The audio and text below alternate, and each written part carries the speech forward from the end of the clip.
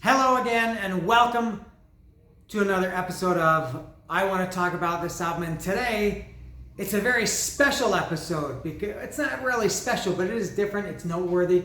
It's the first time ever, maybe the last time too, that I've repeated an album or an episode. I'm going to talk about Iron Maiden, Powerslave.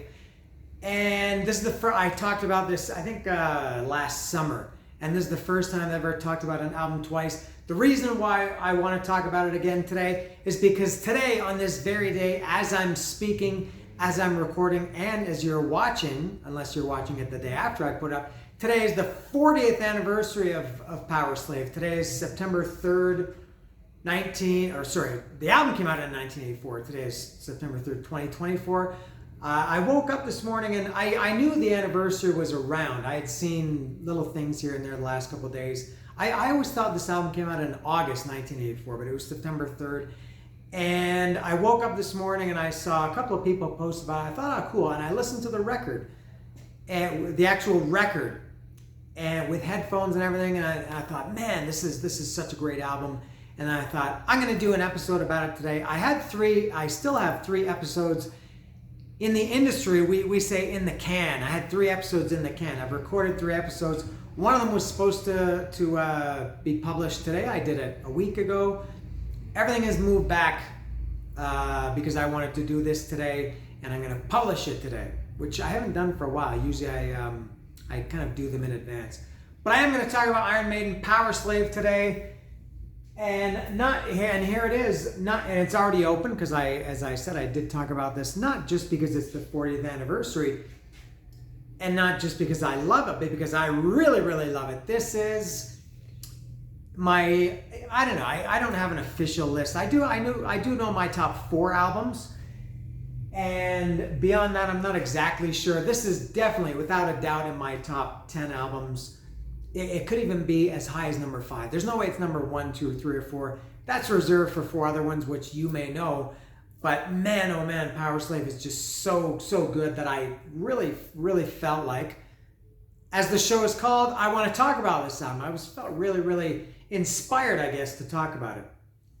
My history with, and I don't know what I said in the other episode. I guess I'm going to repeat a lot of stuff. I don't know if I'll say anything new or...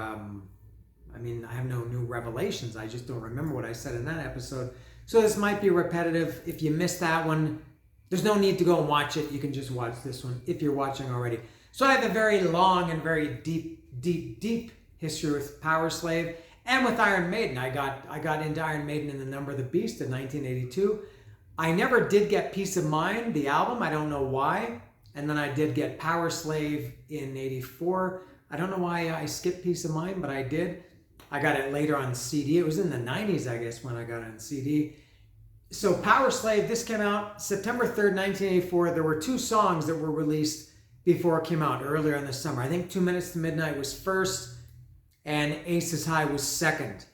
I was very, very familiar. I think everybody, if you're a metal fan and Iron Maiden fan at this point, you were familiar with those 2 songs. For me, living in Toronto at the time, I used to listen to the radio a lot. There was a radio station, maybe still is, I guess still is a radio station called Q107. It was 107.1. The call letters were actually CILQ, but it was Q107. And they used to have this show every night, Monday to Friday, called, I don't know if it was the top 9 at 9, or the top 10 at 10, or the top 11 at 11, or the top 12 at 12. I don't think it was 12 at 12. But it was the most popular songs of the day, as voted by you. They would open up the phones at, I don't know, 6 o'clock, 7 o'clock or something, and they would say, okay, call in and vote, and, we're going to play the top 9 at 9 or whatever. There was another station that had 6 at 6. I think that was an AM station. Come On Feel the Noise by Quiet Riot was number 1 forever on that. And so Aces High and 2 Minutes to Midnight were always, not always, but very, very often, it seems like forever, 1 and 2. Sometimes Aces High was 1, sometimes 2 Minutes to Midnight, but they were 1 and 2. The videos were on, I guess at that point, I don't think much music was around at that point. I didn't have it for sure if it was, but it was on any video shows. There was one called Toronto Rocks. If you're watching this from Toronto or from Southern Ontario, I don't know if I have any fans or followers or subscribers or viewers from Southern Ontario. But if you are, you would remember Toronto Rocks, hosted by John Major. They played Aces High, the videos for Aces High and 2 Minutes to Midnight all the time. They were both, I think they were both filmed at the same time in a big, I guess like a rehearsal space or something. They were very similar. They were kind of like performance, not quite live videos, but performance videos. And now this album, as I said, came out on September 3rd, 1984. I got it on my birthday, which was November 6th, 1984. That was my 15th birthday. My parents, I guess, had a little party for me down in the basement of our house in Scarborough, which is in Toronto. And I got Powerslave on my birthday and Rat Out of the Cellar and a compilation album called Metal for Breakfast. I don't know if anybody knows about that. And then just a few weeks after that, on November 30th, I saw the Powerslave Tour, or the World Slavery Tour, as it was called. And there it is. This was November 30th, Friday, November 30th, 1984. Iron Maiden, as you can see, Twisted Sister opening. A lot of people will say that Twisted Sister blew Iron Maiden away. That's crap. That is such garbage. Twisted Sister was amazing. Everybody did love them. There's no way, at least at the show that I saw in Toronto, people were way more into Iron Maiden than Twisted Sister. Although Twisted Sister had, from what I remember 40 years ago, one of the best receptions for an opening band ever. But they didn't blow Iron Maiden away. The crowd it was an Iron Maiden crowd for sure. JJ French might tell you differently. So I saw that concert, and I have a memory of that concert, not of the concert of the next day. Stupidly, this is amazing to think. I used to smoke back then. I smoked cigarettes back then. I was 14, 15 years old. And so the concert was on a Friday. I had my pack of cigarettes. I was smoking. Back then, you would smoke at concerts in the building. This was at Maple Leaf Gardens, a big, the big hockey arena where the Toronto Maple Leafs used to play. And they had a big, big sign painted on each wall at the end saying no smoking, but nobody cared about that. And everybody smoked and nobody told you not to smoke. So I had my De Maurier cigarettes. And the next day, which was Saturday, I used to go to like a basketball, I don't know if it was a camp, but like a basketball course. I used to play basketball. I went to that on Saturday, and I guess I had my jacket that I had worn to the concert the night before, and I had my cigarettes in the inside pocket. There was no snap or zipper, and I got home from that basketball course or whatever it was on December 1st, the day after the Iron Maiden concert, because I was smoking like crazy at the concert. And I got home, and when I got into my house, and I think I talked about the story when I did my 20 years of life as a non-smoker video, which was 3 years ago. I quit smoking in 2001. And there was the front, this really has nothing to do with Iron Maiden, but I kind of relate this to the concert. There was like the receiving area, where you put your boots in the clothes rack and everything, or clothes tree. And then beside that to the left, there was the living room. And my parents were sitting in the living room. And there was a chair, like a chair like this. And we used to, because I was lazy, my brother and I, probably everybody did, you just take your jacket off and throw it on the chair because you were too lazy to hang it on the coat rack. And I remember I went like this and I threw my jacket like this and it landed. My parents were sitting in the living room and it landed. And as it landed, my cigarettes came flying out of the inside pocket with this motion, the cigarettes went flying out, landed on the floor. My parents looked at them, looked at me, and I was like, oh shit, there's no way. George Costanza could not have got out of that. But that's another memory that I have that's tied to that Iron Maiden concert. So that was quite a scene, man. But getting back to Iron Maiden, this is just the most incredible album. Not the most, as I said, there are a few, maybe only 4 that I like better than Powerslave. And I don't know what it is, man. They got everything right. Iron Maiden was and still is a very image-oriented band. And a lot of metal fans will tell you, I don't care about image, it's all about the music. Which, I don't know if that's true or not. Despite what you think, you might think that you're a true metalhead and image doesn't matter. But bands back then, much more than now, they put a lot of effort and time and money into marketing and having certain images, both the band themselves plus the artwork and the packaging and the tour and everything. So yes, you might be a raging metalhead and all that, and you're so proud to not be a poser, but you do listen with your eyes as well as your ears. Maybe not as much. And Iron Maiden always had the best, maybe even more than Kiss, had just incredible imagery. All their album covers were incredible, just like Kiss. They're starting, I guess, with this tour. Their stage set was incredible. So that was a big deal too, especially when you were, for me, I was 14 at this time. And that really, really, really played a big part. And this was also a big tour because I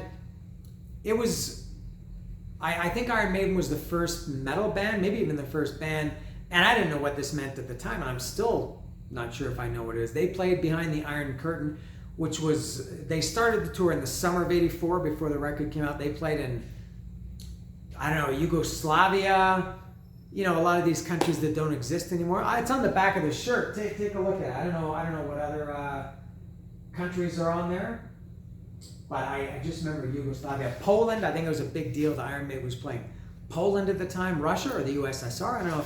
Is USSR in there? I don't know, but Czechoslovakia was probably on there, and it was a really, really big deal. This was Iron Maiden's, I don't know if you call it their breakthrough, because you could say Number of the Beast was their breakthrough. Every album got a little bit bigger. This was their first, as far as I know, their big, at least in North America, their first arena tour. They were playing big arenas, and Iron Maiden was just huge at this point. And I did see them again on the Somewhere Back in Time. Is that what it was called? In 2008. I saw them again in 2009 on that tour, and they kind of recreated this album. The stage show was very, very similar. The set list was quite a bit different, but they did play, I guess, 4 songs from this record. And this record also has, again, I don't have an official list for this, but when I think of my favorite Iron Maiden songs, there are 3, and there's only 8 songs on this record. There are 3 that I would consider my top 5, maybe even my top 3 Iron Maiden songs. One of those songs, and you might know what it is, this is such a bold and maybe a hyperbolic, if that's a word, statement, possibly my favorite song ever in the history of music, of all the thousands of CDs or records that I bought, I guess tens of thousands of songs I heard. There's one on this album that I think this is the greatest song ever. It's probably pretty easy to figure out. And I am also I've got more props here. So I've got my Iron Maiden ticket stuff from my first concert, 1984. And look at this. I've got tickets to go see them on November 20th, which is just about 3.5 months from now in Mexico City. I think this will be like the 8th or 9th or 10th time I've seen them just in Mexico City. So I'm very excited about that. I think another thing, speaking of live, that made this album so great in retrospect was that they recorded towards the end of the tour, the 3 shows, I think it was 3 shows from Long Beach Arena, 4 shows from Long Beach Arena in California, and they released it as Live After Death. And this one I consider to be, look at this. It's no wonder. I mean, people talk about this with Kiss more than Iron Maiden, but is it any wonder that people love Iron Maiden? They did everything right and kind of still do. And also they just started their Future Past tour 2 days ago, I think on September 1st. So this, just, I guess, cemented my love for Iron Maiden and this tour. Maybe if not for this album, maybe I wouldn't like Powerslave, or maybe I wouldn't hold it. Not that I wouldn't like it. Maybe I wouldn't like it as much as I do, or hold it in as high esteem as I do. But this album cemented everything for me. And I got, now this shirt that I'm wearing, I got this shirt at El Chopo a couple of years ago. This is maybe the only shirt that I have, and I have it in all 3 styles. I have this one, just a regular classic t-shirt. I have the sleeveless one, and I have a long sleeve one. That's how much I love this shirt. And my friend, I went to this concert, and I know I'm all over the place. I went to this concert November 30th, 1984 with my friend Jeff Simpsons, who I've talked about or referenced quite a number of times in these episodes, including most recently in the AC/DC Flick of the Switch episode. He was the one who forgot his tickets and had to go back to his house, all the way back to his house in East Toronto and Scarborough to get his tickets for the Flick of the Switch tour. I went to this with him, and he had this same shirt, but it was a raglan, which is, or baseball jersey, it was white like this, and it had the 3/4 black sleeves. And I don't remember having a shirt from this tour. It seems impossible that I wouldn't, because I did have, this was my third concert, by the way. I got a shirt when I saw Ozzy. My first concert, April 84. I got a Scorpions shirt, my second concert when I saw them in August 17th, 84. And it seems that there's no way that I wouldn't have got an Iron Maiden shirt, but I don't remember. I know for a fact that I did get the tour program. Remember they used to sell these big, very, very on nice, really heavy, thick paper, the tour programs. They haven't had those for 20 years or so, I think, bands. And I guess I still have it somewhere, probably at my mother's house or my brother's house, somewhere back home. I'm sure I still have it, but that was pretty cool to buy those. That was a big deal to buy the programs then. If I ever make it back to Canada, because it's been like 5 years since I've been in Canada, I would like to do some digging and find that Live After Death World Slavery Tour program, as I also had Kiss, Crazy Nights, Motley Crue, Girls, Girls, Girls, or Theatre of Pain, maybe both. Scorpions, I had Scorpions Worldwide Live program. I don't think I had the Ozzy Bark at the Moon Tour program. But that's it, I think, for Iron Maiden, for Powerslave, my history. I will now go through it track by track, as I've done before. I don't need the record for this. It's Aces High, 2 Minutes to Midnight, Lost for Words, Big Aura, Flash of the Blade, The Duelists, that's side 1, and then side 2 is Back in the Village, Powerslave, and Rhyme of the Ancient Mariner. So the first song is Aces High. I mentioned that maybe my top 3 Iron Maiden songs are all from this album. Aces High is one of them. It's the greatest, I think the greatest Iron Maiden opening song, obviously, because it's the Iron Maiden always, I don't know if there were ever any exceptions, except when they've done these retro tours. When they were always touring behind a new album, the opening album song always was the opening song for the tour. And including this one, I don't know, I guess Where Eagles Dare? I don't know, at least starting with this tour, I don't know.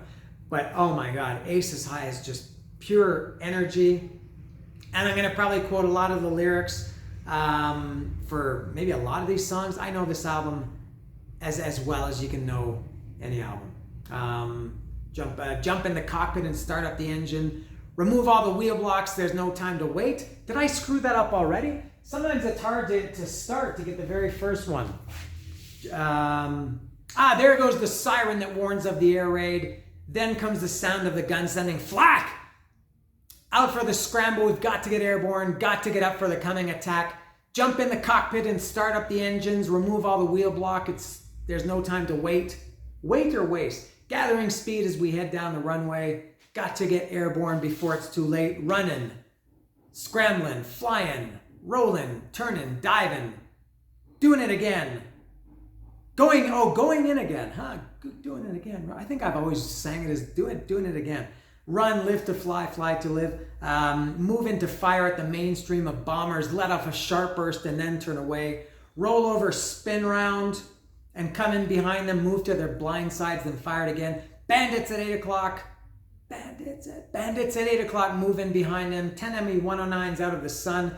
Ascending and turning our Spitfires to face them. Heading straight for them, I press down my guns. So in addition to being a great song, you got a little bit of a history lesson here. Incredible Aces High, and man, when they play it live, it just fills me with such joy. I saw them open with us on this tour. They opened with it twice when I saw them twice on the 2008 and 2009 tour. I saw them 3 times on the Legacy of the Beast tour. They opened with it then. So I've seen this live, 6 times? The best opening, Iron Maiden opening song. One of the best opening songs ever, I think. Next is 2 Minutes to Midnight. This is, I don't know, it's not in my top 5 Iron Maiden songs, but man, this is just an incredible song. Kill for gain or shoot to maim, but we don't need a reason. The golden goose is on the loose and never out of season. Black and rags, black Blackened pride still burns inside the shell of bloody treason. Here's my gun for a battle of fun, for the love of living death. The killer's breed or the demon's seed, the glamour, the fortune, the pain. Go to war again, blood is freedom's stain. Don't you pray for our souls anymore. 2 minutes to midnight. The blind men shout, let the creatures out, we'll show the unbelievers. Napalm screams of human flames for a primetime Belson feast. Yeah, I've always loved that line. I don't know what it means, but just the way Bruce delivers it. Napalm screams of human flames for a primetime Belson feast. Yeah, as the reasons for their carnage, cut their meat and lick of the gravy. They oil the jaws of the war machine and feed it with our babies. The killer's breed or the demon's seed. The glamour, the fortune, the pain. Yeah, man, 2 minutes to midnight. And the thing I like about Iron Maiden is this was a hit, I guess, as far as Iron Maiden goes, but they didn't always play it. They don't always play Run to the Hills. Maybe every couple of tours they play it, and 2 minutes to midnight, they could easily play it. It's a fan favorite. It's a, like I said, a hit, I guess, as far as Iron Maiden goes.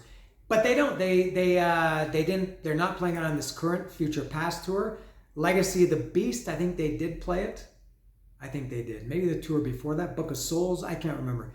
But I like that they, except for Trooper, Fear of the Dark, and Iron Maiden, I wish they would drop at least one of those.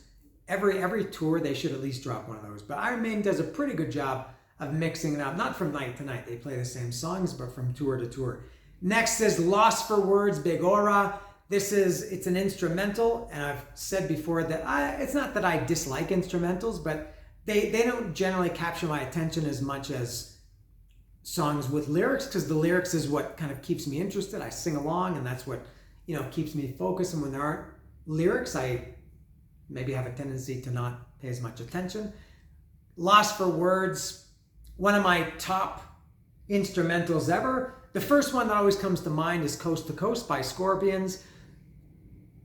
Beyond that, I can't even think of any now. I know there are some great ones, but yeah, Lost for Words is a top notch or top shelf instrumental. Next is Flash of the Blade. This is one they never played live. Actually, this one and the next two, which are Flash of the Blade, The Duelist, and Back in the Village, they never played live.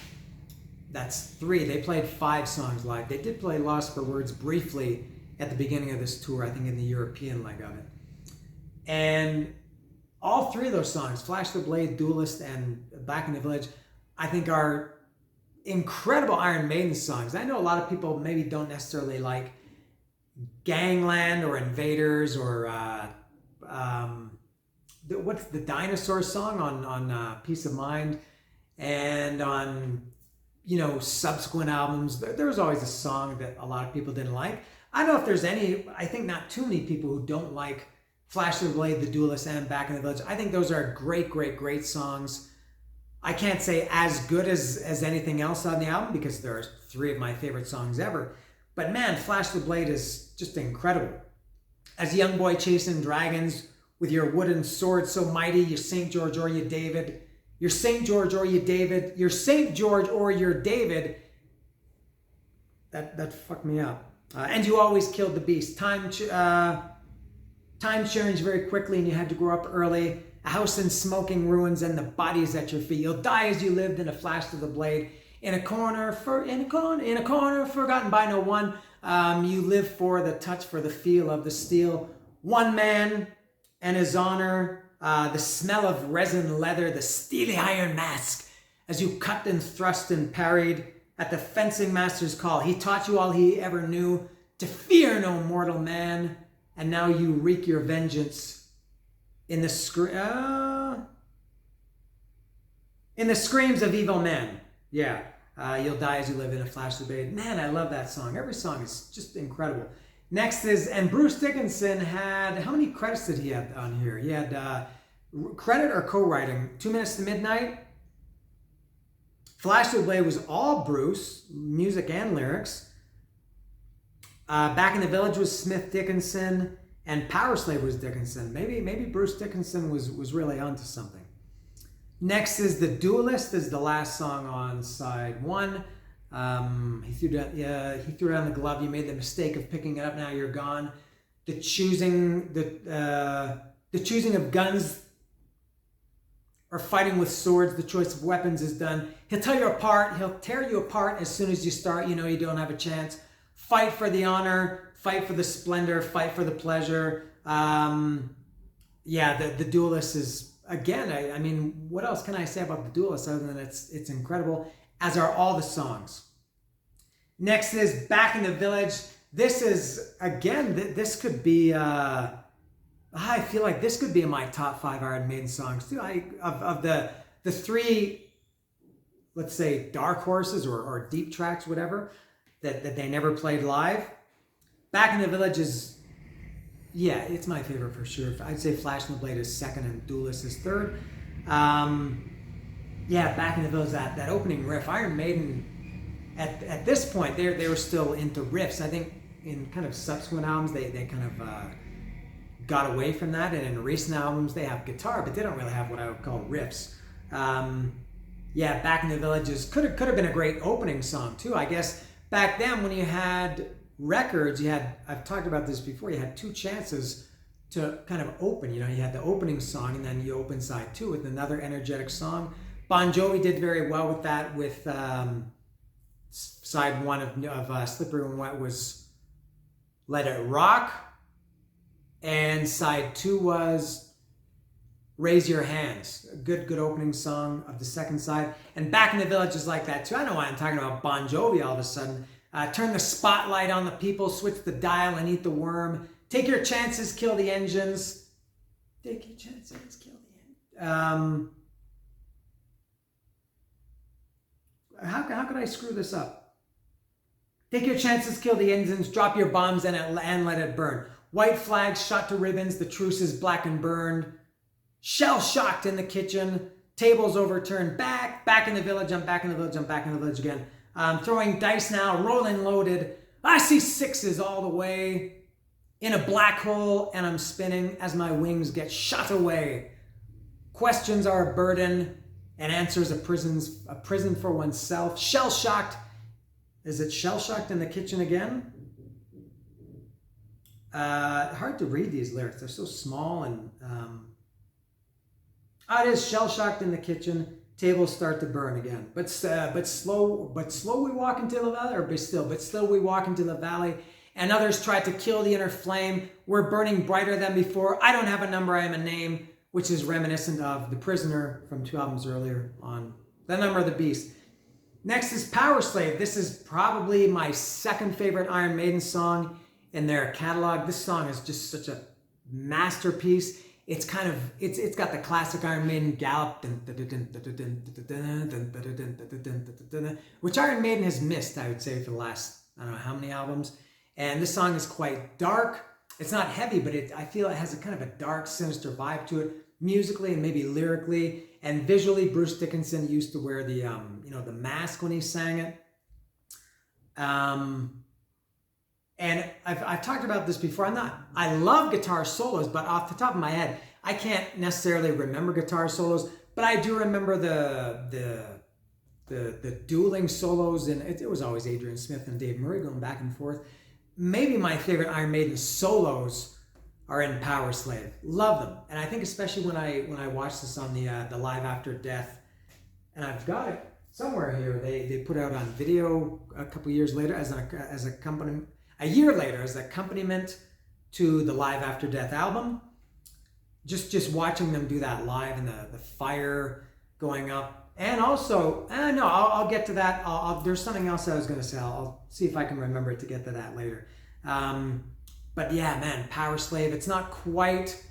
I guess it is epic. I don't really like that word epic. People use it too much or misuse it. Powerslave is epic. It's just such a big, grand, immense song. It's just it's got all kinds of different parts, some changes to it. Into the abyss I'll fall, the eye of Horus, or it's not Horace like Horace Grant from the Chicago Bulls in the early to mid 90s. Horus, Horus, I guess he's some kind of Egyptian figure. Into the abyss I fall, the eye of Horus. Into the eyes of the night, watching me go. Green is the cat's eye that glows in this temple. Enter the risen Osiris, risen again. Tell me why I had to be a power slave. I don't want to die, I'm a god, why can't I live on? When the life giver dies, all around is laid waste. And in my last hour, I'm slave to the power of death. When I was living this lie, fear was my game. Lie or life? When I was living this lie, that's what I thought. Fear was my game. People would worship and fall, drop to their knees. A shell of a man God preserved for 1,000 ages. Enter the gates of my hell. Oh, sorry. So bring me the blood and red wine for the one to succeed me, for he is a man and a god, and he will die too. Now I'm cold, but a ghost lives in my veins. Silent the terror that reigns, marveled in stone. Shell of a man God preserved for 1,000 ages. I think I had that out of order. But open the gates of my hell. I'll strike from the grave. What a song Powerslave is. Just incredible. And a good, I think, good song to set the tone. You know, good as a title track. It's amazing. And that's the Powerslave. And now the last song is the rhyme, or just rhyme without the. Rhyme of the Ancient Mariner. This is the one that I think is, and I could probably make an argument against this or for something else. The greatest, the one single, how do you break it down? It's hard even to pick a favorite band. You've got so many, dozens of bands that you really love and maybe hundreds of bands that you like. And you've got maybe, for me, about 2,000 records, CDs, whatever that I bought in my life, containing tens of thousands of songs. How do you pick one? How do you pick a favorite band, let alone, I can't even really pick a favorite band or a favorite album, but my favorite song ever, I think, is Rhyme of the Ancient Mariner. It's 13 and a half minutes. At that time, it was their longest song. I think their latest album, Senjutsu, has like 3 songs just on one album that are longer than Rhyme of the Ancient Mariner. Empire of the Clouds on Book of Souls is much longer. It's like 18 and a half, 19 and a half minutes. And I love Empire of the Clouds. That could be also in my top 10 Iron Maiden songs anyway. And man, Rhyme of the Ancient Mariner, it's long, it's 13 and a half minutes, but you never, and I learned the lyrics for this so quickly as I did for, the songs that are 4 or 5 minutes, just because it was so, I guess, interesting. The music was great. They have these songs now, like I said, that are 10, 12, 13, 14 minutes, and they're kind of a little bit boring. They're repetitive. They have these long intros and kind of not quite as long, but they have these outros. Rhyme of the Ancient Mariner just comes in right away. The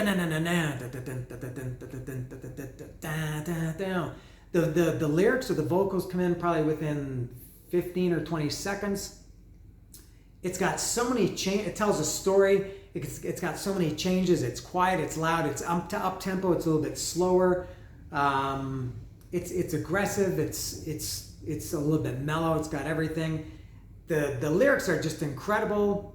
Hear the Rhyme of the Ancient Mariner. Can I do 13 and a half minutes of this? Condense it into 50 seconds. Hear the Rhyme of the Ancient Mariner. See his eyes as he stops one of 3. Mesmerizes one of the wedding guests. Stay here and listen to the Nightmare of the Sea.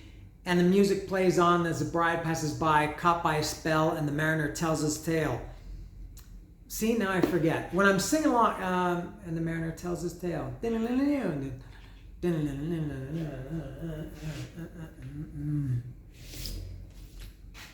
It's always hard to get the first line of each verse. Driven south to the land of the snow and ice, to a place where nobody's been. Through the snow, fog flies in the albatross. Hailed in God's name, hoping good luck it brings. And the ship sails on back to the north through the fog and ice, and the albatross follows on. The mariner kills the bird of good omen. His shipmates cry against what he's done. But when the fog clears, they justify him and make themselves a part of the crime, sailing on and on and on and on and at sea.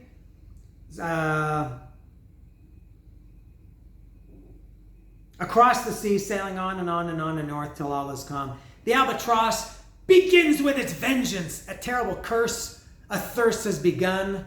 His shipmates blame bad luck on the mariner. About his neck, the dead bird is hung, and the curse goes on and on and on and on. And the curse goes on and on and on and the curse goes on and on at sea, and the curse goes on and on for them at me. and then it gets quiet. No, this part is not quiet. Then it comes a little bit more day after day. Day after day, day after day, we stuck nor breath, no motion, as idle as a painted ship upon a painted ocean. Water, water everywhere, and all the boards did shrink. Water, water everywhere, nor any drop to drink.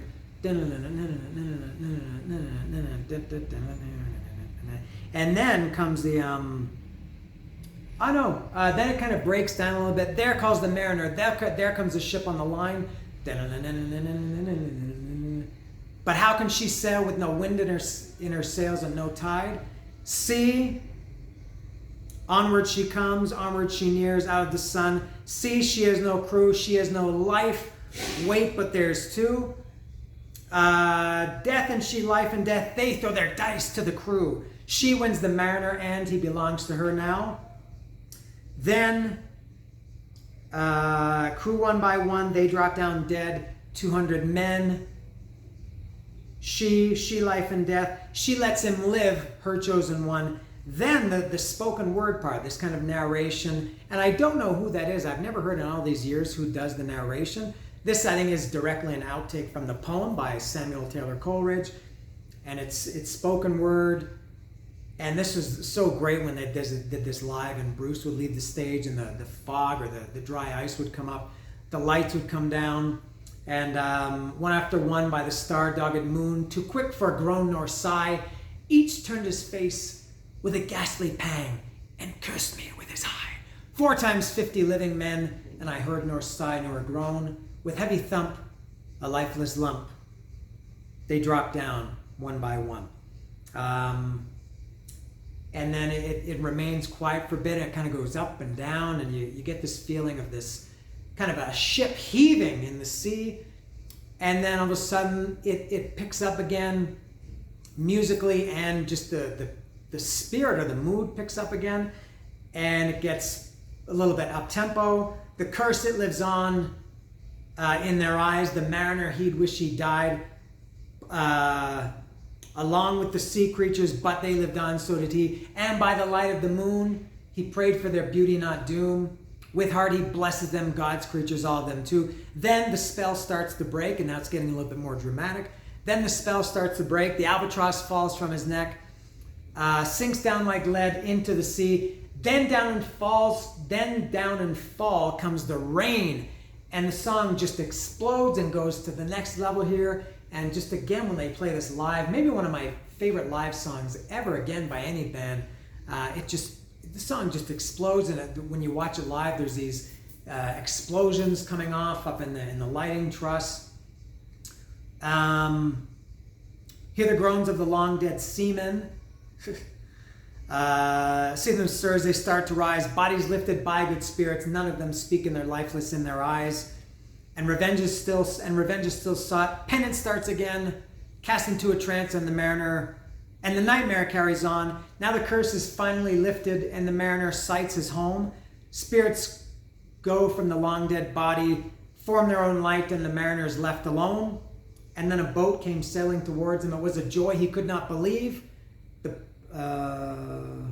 pilot's boat, his son and the hermit, penance of life will fall unto him. And the ship, it sinks like lead into the sea, and the mariner shrieves, and the hermit shrieves the mariner of his sins.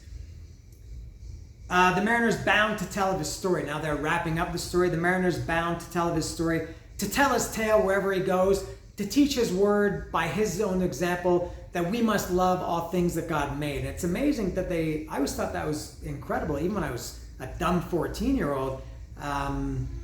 To teach God's word by his own example, that we must love all things that God made, because 2 albums before they were singing about 666, the number of the beast, and Satan's coming to get you, and now they're singing that we must love all things that God made. And the wedding guests, a sad and wiser man, and the curse goes, and the tale goes on and on and on. And that's the end of the album, and that's maybe thankfully pretty much the end of this video. Man, the Rime of the Ancient Mariner. You know, I can never just listen to part of this song, even though it's 13 and a half minutes. When I listen to it, I've maybe spent more time, due to the length of this album, I've maybe spent more time listening to Rime of the Ancient Mariner than I have of any other song of the countless thousands of songs that I've heard. There are maybe songs that I've listened to more, but in terms of time, I've never skipped parts of it. I've never just listened to part of it and then skipped to the next song. Always got to listen to Rhyme of the Ancient Mariner. The story that it tells, musically and lyrically, is just the best. And I think the only bad thing about Rhyme of the Ancient Mariner, you know, it was a huge fan favorite, and when they played it live on this tour, on the World Slavery Tour, it was a huge fan favorite and still is. I don't know if they'll ever play it live again. I have a feeling they never will. I think Iron Maiden maybe has one more tour in them and that's it. I don't know if they'll have another album, but I don't think Iron Maiden is going to do another album. I think they'll do another tour, maybe like I don't know if they'll call it a farewell tour, but I think they're done making. This is just not based on any, you know, anything that I've heard any of the band members talk about, because they're pretty tight-lipped about that. I just can't imagine Iron Maiden doing another album and then another tour to support that album. I think they're going to finish this tour. I think it finishes at the end of the year, around November, December maybe.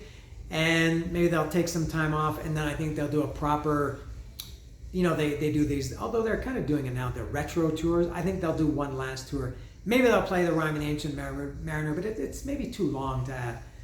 But anyway, getting back to, I think maybe one negative thing about Rhyme of the Ancient Mariner, because it was so popular, and I guess up to this point, their longest song before Rhyme of the Ancient Mariner was maybe Hallowed Be Thy Name, which was around 7 or 8 minutes. This kind of gave them, especially Steve Harris, I think, license to write these long songs. On Book of Souls, Empire of the Clouds is 18 or 19 minutes. The Book of Souls, the title track is 10 or 11. They had a song called The Red and the Black, which was, I think, around the same as Rhyme of the Ancient Mariner, 12, 13, 14, somewhere around there. And on the new one, or most recent one, Senjutsu, they have maybe 4 songs that are more than 10 minutes, longer than 10 minutes. And it's too much. Long songs are great if they, you know, can kind of tell a story and go up and down.